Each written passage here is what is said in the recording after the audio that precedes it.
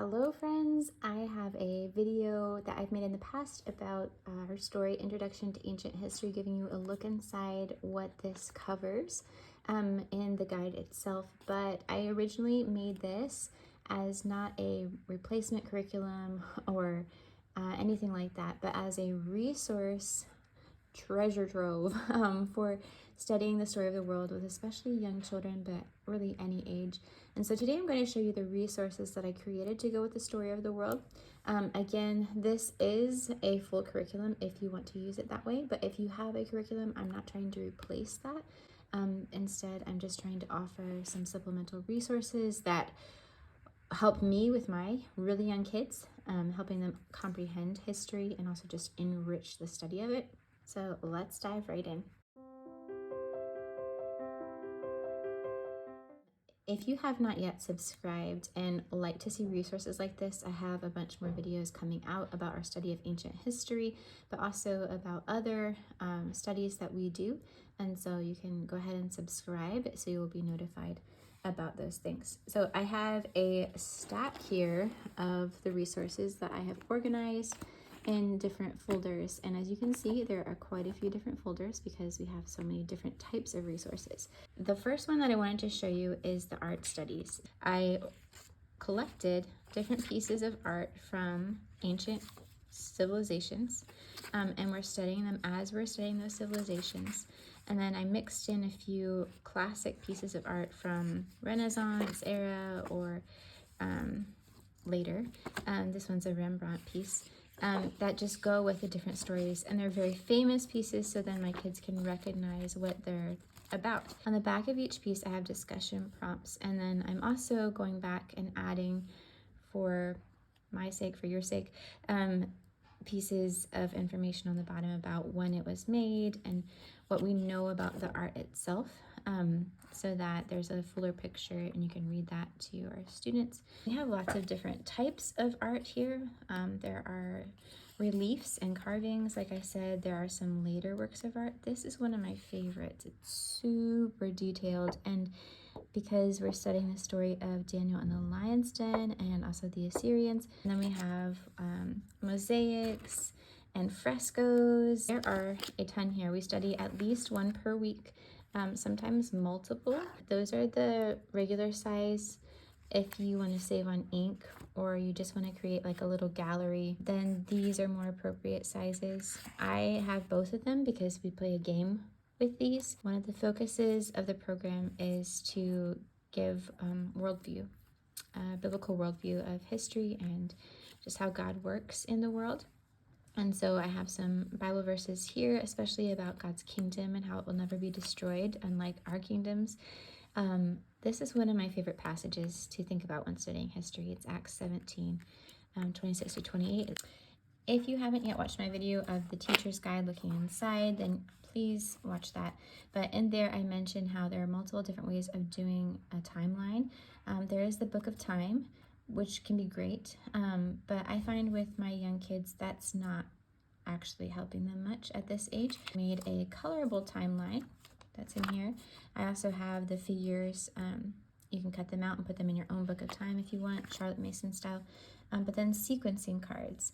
So these are just all of the pieces from the timeline in card form, and then we play a game with them where we mix them up, put them back in order, dealing with sequence of events, but also just reviewing the historical events themselves.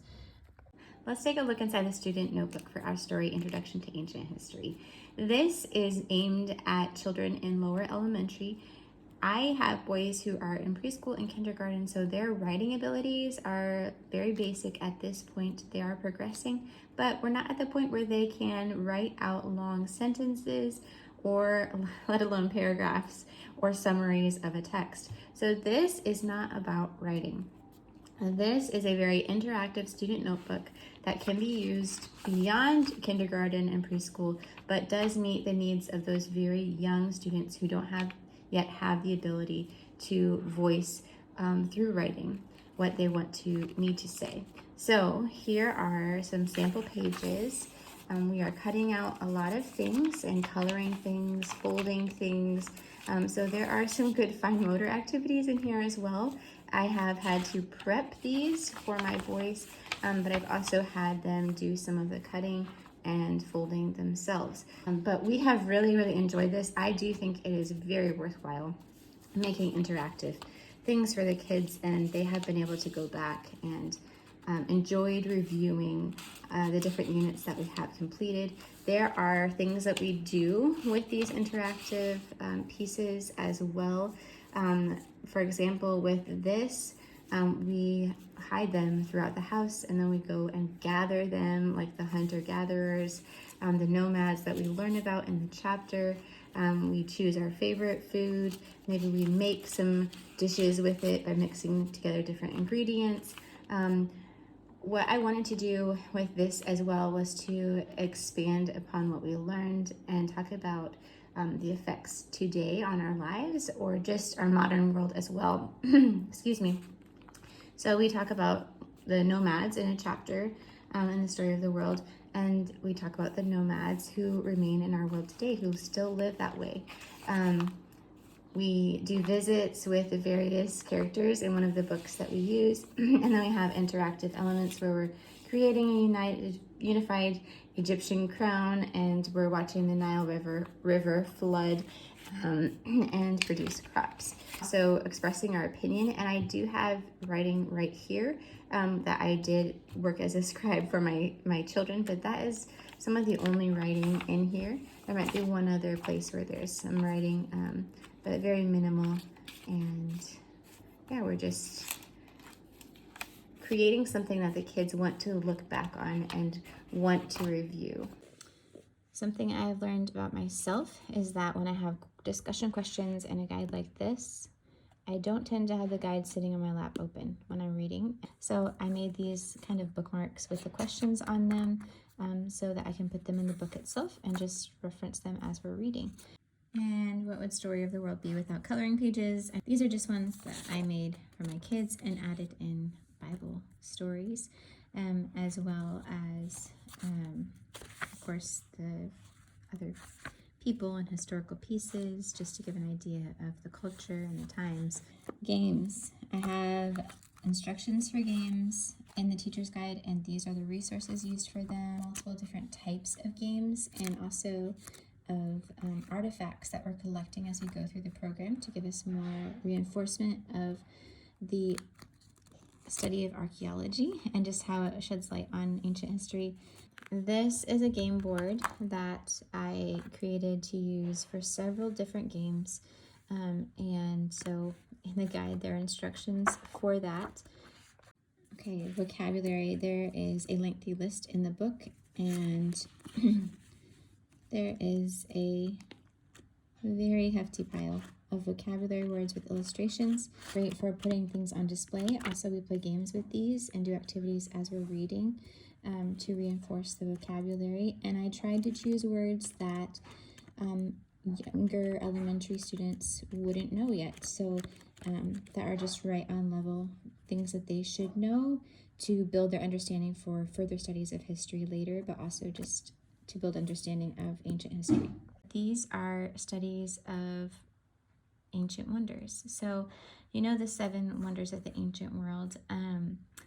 I didn't just want my kids to be familiar with those. And so I created this resource for studying the ancient wonders. I made a booklet form that is just like these cards, but they can serve different purposes. So the booklet form is more for like reading through if we want to do all of them at one time, and the cards are more for putting on display so we can practice. So I made some motions to go with a little rhyme so that we can kind of memorize the place, the wonder with our bodies and with our words, and it will just stick with us better. We have the classic things like the Great Pyramid of Giza, the Hanging Gardens of Babylon, the Ishtar Gate, then some lesser talked about things. I do include some from most of the cultures that we study, so we're not just studying the European ones, and we're adding in some from other places like India. Let's take a look inside the music studies portion of the program. This is Our Story, Ancient Music. This is separate from the other file and other curriculum because this is kind of self-contained. This is a study of cultural music from ancient times with basic studies of instruments and genre. Now, we don't have, of course, recordings of ancient music, but this is based on reconstructions of what we do have and the instruments that have survived or been discovered and how we think they would have been played. I really appreciate the musical artists who dedicated their time to making these songs available. Now, there is a studies list in the beginning, and there is music for every single unit of the program. However, there's not one for every single week if you're following the schedule. So some of them stretch a little bit longer than that.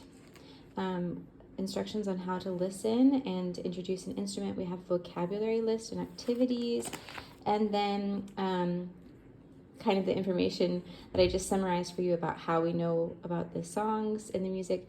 And then we're going to study genre in this and how music has been used all throughout time, as well as different types of instruments and classifying them. And then there are the music study lesson plans. So the first section, the first unit, is going to just introduce music itself, and then the following units have different music tied to the cultures and history that we are studying. And this goes throughout the entire program.